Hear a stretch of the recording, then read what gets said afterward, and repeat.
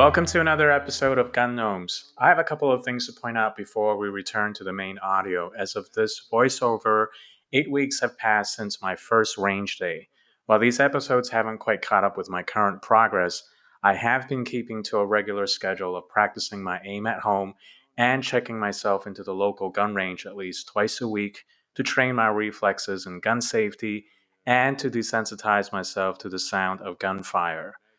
I don't think I would have pursued this further beyond the novelty of shooting a gun for the first time if Six Watcher did not help me establish a positive experience with the much louder and more explosive 9mm pistols as you're about to see.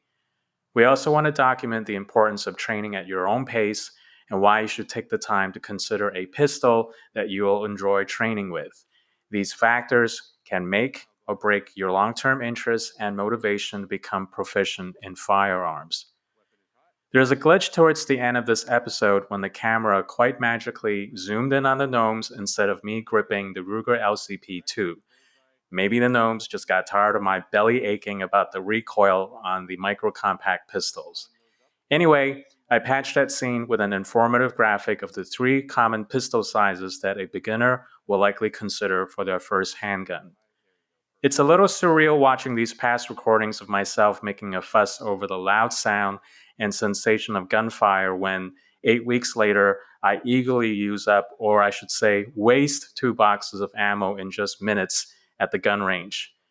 Stay till the end to catch a preview of my introduction to a Glock in 6 hours, and follow Gun Gnomes to track my struggle to overcome a new problem, shooting low left.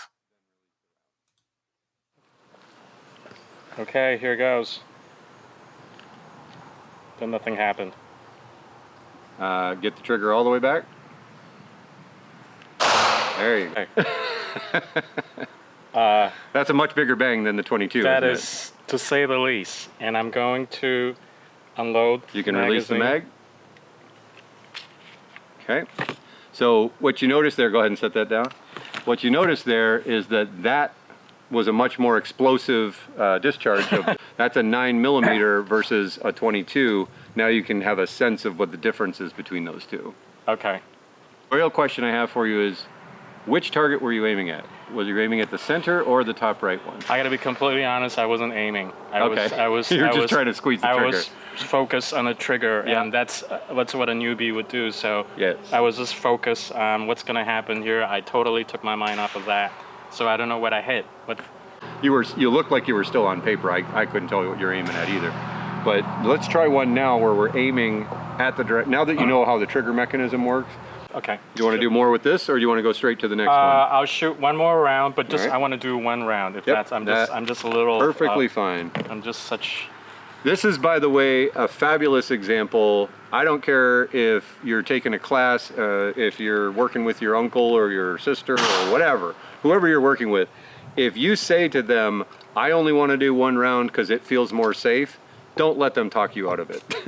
And that's true for everything. If you say anything makes you feel unsafe, the most important word on the range is stop, right? Anybody who says the word stop, everybody on the range is a range officer. Everybody is a safety officer.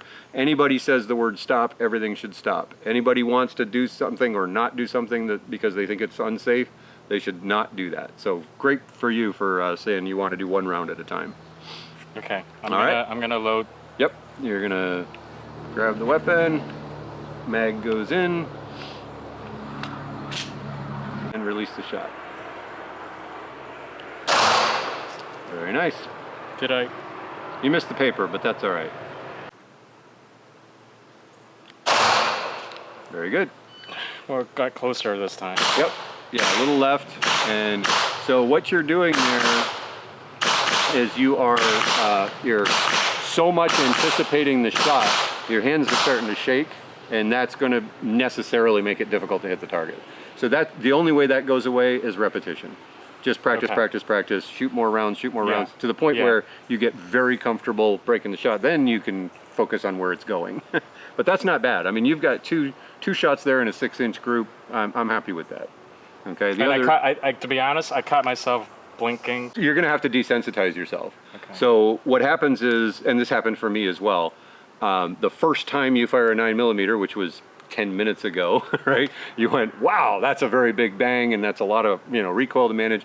And so it's going to take, I don't know, 500 or 1,000 rounds shooting to where you go, oh, this is perfectly comfortable. I got this. Bang, bang, bang, bang, bang, bang, bang. You're going to be able to do that eventually, but you got to spend the time actually there's no way to practice that, right? There's a thing called dry fire where you don't have any rounds and you're at your house and you're just practicing pulling the trigger. That's great, and that works, and that's a wonderful thing for other purposes, but it doesn't desensitize you to recoil. All right, so this is a somewhat dubious diagnostic tool, but it's something. And for the record, we found Tom's shots. They were 2 on the far left of the cardboard, 1 just above. They did not hit the black splatter target, so that's why we couldn't see them. So what this is, and let me get a close-up of it. So there, that's the close-up of it. You can read that, pause it if you want to read it. But what happened, so your first shot was high and right. That's anticipating recoil. That makes perfect sense, right? That's exactly what happened. Low is either breaking the wrist down or relaxing too soon or jerking. I would submit that was probably jerking because you were vibrating at the time. Left is too tight. What is it? Too little or too much trigger finger. So that's, or too much squeezing left hand, right? Squeezing fingers tips while pulling the trigger. That's another one. And then the ones that went way left and high, anticipating recoil again, makes perfect sense. Pushing or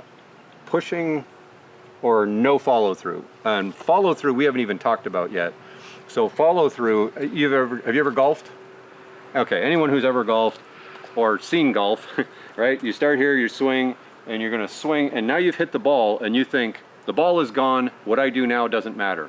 The reality is, it matters a lot, because when you follow through, you see them, they go all the way around like so.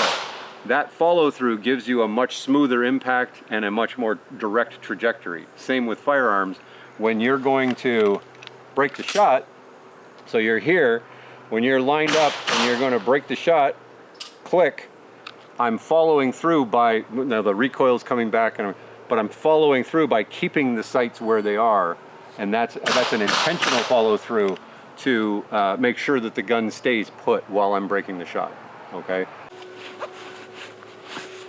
All right, so this guy, I remember this one. Yeah, this is the Springfield Armory Hellcat, and you'll notice this little cap on here, that is a reflex dot, it's called, RMR, reflex micro red dot, and I also have the trigger guard on there. We can take that off. So what I want you to notice there, and just to make certain that firearm is clear, you see the empty chamber. So what I want you to do is look through that, and you'll notice the iron sights are a little different. This one has a U and then the dot up front, and I want you to look at that red dot and see how that helps you. Okay, so do you see, and you're still gonna have your thumb up here, and this thumb's gotta go all the way up there. There you go. And do you see that red dot? Yes. And you see it just above the post, the yellow circle in the front, right? Yes. So that is what they call co-witnessing. Right now you have iron sights and a red dot, and you can see both at the same time. Okay. So if you're in a high-speed situation, the red dot is meant to be faster, and you can be a little off and you can still hit your target, because wherever the red dot is, that's where the round is going to go. So it's a little more forgiving than iron sights is the point. All right, but I wanted you to see what a red dot looks like. Yeah, I remember why I didn't care for this one, even though it's smaller. There's less for me to grip. Yes, much less. And I feel, it's hard to support the gun. Yes, true statement. Now, this is there are 3 magazines that I have here. So this is a 15 round. That one extends a little bit further from the bottom. This is a 13 round that extends. And then this is an 11 round. This is what you would use when you're concealed carrying. It's going to sit flush with the gun, with the bottom. But in your case, you're wanting a little bit more to grip onto. So let's do the 1 round at a time thing. And we'll do that with the 13 round magazine and see how you like that. Now this one, I will warn you, is going to kick more than the last one, because it's a physically smaller gun, but you have the same size, same powder charge and same projectile. Okay. There you go. Very nice. And same thing here. Now you'll notice there's a little indent. That's where your finger goes, and that's also where your thumb goes on the other side. Your left thumb will ride that little indent. Yeah, go ahead and put the mag in. There you go. So now you've got enough room for your pinky on the gun, right? A lot of people don't like it when they can't get their pinky on the handle. Okay, so now go ahead and grip the gun. I'm sorry, you're going to rack the slide first if you're going to put a round in. Is it this? You can do it that way, or I would still recommend doing it this way, the way you are now. Yep. So push, there you go, perfect. And you see the chamber indicator, that brass is there.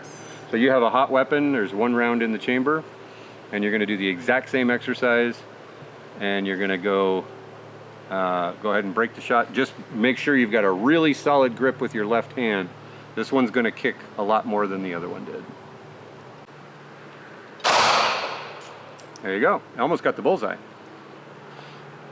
That's a very good shot. I gotta tell you something. I just got lucky there because there's way more bang in this one. Yeah. And I'm just gonna clear the. Yep. So the weapon is cleared. I see the empty chamber. I felt like I was gonna go. Send me back to where we came from. And if you ever want to have some fun on YouTube, there are videos of people with shotguns and they don't have them shouldered and they do fly backwards. Yeah, well, yeah, I'm not already liking this already. I still want to stick with the bigger ones, but like I said, the trade-offs is if you want to do conceal and carry, this is more practical. Yes, so I will tell you this has a 13 round, 11 rounds plus 1 is 12. That's plenty for most concealed carry. And this gun with the flush mount is much easier to conceal than the other one, of course, right? So but the trade-off is it's much harder to shoot.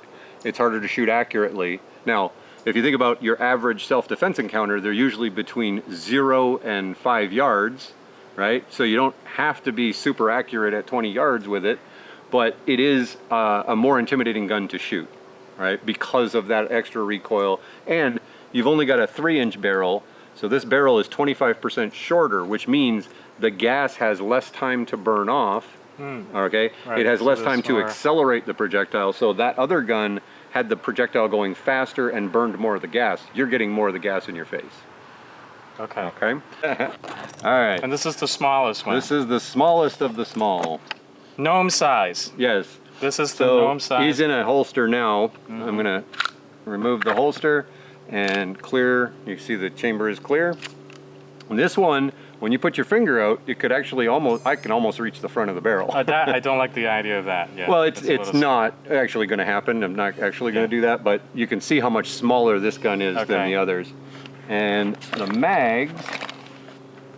So what we're looking at there is the difference between a 380 and a 9mm. 0.38 inches is exactly 9 millimeters. So they're the same diameter, but one is shorter, it has less powder in it. Gotcha. Now, you would think, oh, there's less powder, it's going to be much easier to fire. Well, yes and no, because this gun is a lot smaller even than the last small one. You're still going to feel some kick. Yeah. I don't think it'll be as much kick as you had with the Hellcat, but you tell me which one you like better. There you go. And I caught myself blinking, like closing my eye there for a second. So. Yep. Go ahead and clear the mag and set that down. And I think. Nope, not for me. I don't see that round. Do you? No. We had the 4 gnome size. It's not for me. Not for you. You don't like the little guys. No, I don't like the. I just feel like this is less too. Do you prefer the little one? Well, the Hellcat is my favorite gun. The middle one that you didn't like. Yeah. That's my favorite gun. That's my carry gun. That's my competition gun. I use it all the time. And have you ever heard the Bruce Lee quote? The quote is, "I do not fear the man who knows 10,000 kicks. I fear the man who has done one kick 10,000 times." So, because I've practiced so much with the Hellcat, it feels right in my hand. It's comfortable. I'm happy with it. I can manage it just fine. But I don't prefer this guy. But if I do, I would rather have this than nothing. So this is a pocket gun if I want to go there. And then the Hellcat is proper concealed carry, and the other one is home defense. Well, it's interesting.